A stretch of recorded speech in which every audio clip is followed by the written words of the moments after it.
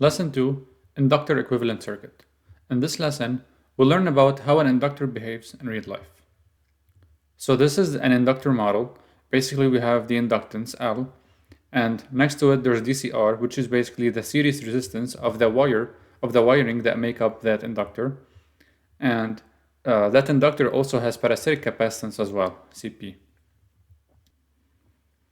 And just like with the case of a capacitor, the inductor also have a self-resonance frequency, and after that self-resonance frequency, it will actually flip its behavior, right? So it starts to become more capacitive as the frequency increases. In this plot, we can actually showcase this phenomenon. We can see that for a certain inductor, its impedance starts to go from minus 20 decibels at around 1 kilohertz up with the frequency until it reaches about 80 or 90 decibels at around 1 megahertz.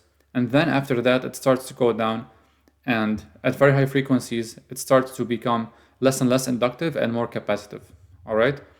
Now, the reason we see this peak over here is because of the resonance circuit that basically forms between the parasitic capacitance and the inductance that we have. Also, if we notice here, the shape of this curve is actually an inverse V curve. For the capacitor, what we had a V curve, but for the inductor, we have an inverse V curve. Shown here is a plot that illustrates the effect of DC bias on the inductance of an inductor.